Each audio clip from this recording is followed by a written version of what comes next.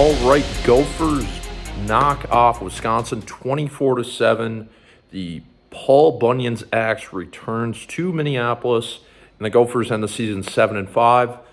This video, we're just going to be talking about the game. Now, there's plenty to talk about with the bowl game in the offseason, but when you look at the season now, they're 7-5. You have the ranked win over USC, the ranked win on the road against Illinois, and now you have one trophy, Paul Bunyan's axe, coming home. Really up and down year. Had an opportunity against Michigan to get a second trophy. Had an opportunity against Penn State to get a third trophy.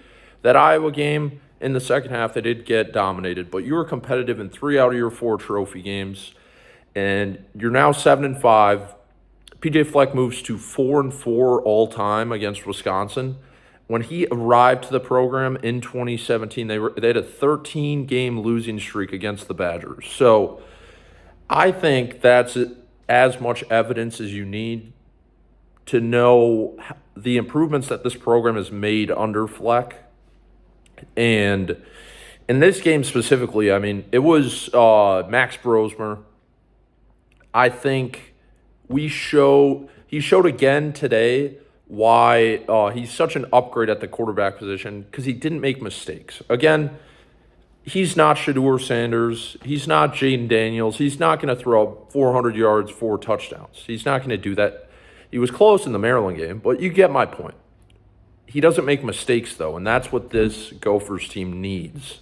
When they were successful in 2019, when they had those 9-win seasons in 2021 and 2022, it was because Tanner Morgan didn't make many mistakes. In 2024, Ethan Kaliakmanis made a lot of mistakes. Brosmer now is back on that Tanner Morgan path. And while you can want a little bit more, when you have quarterback play like this, we're seeing what the floor of the program is. And if this is the floor of the program, that's a whole nother discussion for a different day. But in my opinion, this is a successful year. You had a new quarterback come in. You had a new defensive coordinator come in. Made a lot of changes. You now have some young studs, Darius Taylor and Coy Parrish, to build around.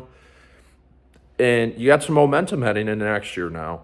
Momentum in the transfer portal. There's just a lot to like in this game. It was really this isn't a Wisconsin video, but it was a drastically different point for both these programs. Wisconsin looked non-existent offensively. They looked lifeless, and the Gophers played far from a great game. But again, they didn't shoot themselves in the foot. If you take out that one late hit out bounce by Joey Gerlach, Wisconsin probably doesn't even score in this game. That was really Minnesota's only huge mistake in this game. So they played mistake-free football. I think anyone that's watched both these teams would think the Gophers had a better team. But we all know it was a rivalry game and can kind of throw those out the window. But they just couldn't shoot themselves in the foot in this game, and they didn't. PJ Fleck coached the game well. Corey Heatherman had a great game plan defensively. Wisconsin looked like a MAC team on offense. Like, to put it simple, Wisconsin looked so poor in this game. And the Gophers didn't have to do much to win. But again, they didn't make mistakes. And that's what wins games in this rivalry. There isn't this huge reason for why they played so well. But now, narrative for the rest of the year, you're looking at the bowl game, and I think the 2 bowl games that I could foresee the Gophers getting invited to now is either the Music City Bowl or the Duke's Mayo Bowl. And either one of those, in my opinion, is a successful season. A lot of people are going to have different opinions on that, but I think this is the cherry on top of a good year. It's not – you missed opportunities. You could have beat Penn State. You could have beat Michigan. You could have beat North Carolina. And at that point, then we're looking at a 10-2 season at this point with losses to Iowa and Rutgers. And then you'd have – that's a whole different discussion, because you'd be firmly in the college football playoff. But when there were so much changes heading into this season with the expanded playoff, the NIL, the new Big Ten, a lot of people could have seen this going a very different way. New quarterback, new defensive coordinator. And the Gophers figured it out. PJ Fleck figured it out.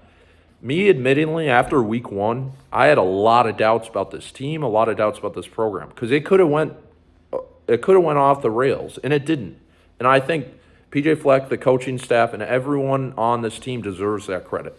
And I really, truly think it starts with Max Brosmer. I've just been impressed with him as a leader.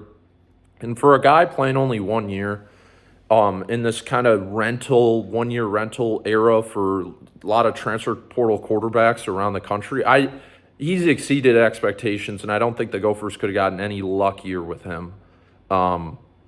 And yeah, I mean, now it's the offseason. It happens right away. Early National Signing Day, right around the corner on Wednesday. Gophers can celebrate this one. PJ Fleck can celebrate this one, but the offseason is right around the corner, starting next week. Transfer portal opening December 9th.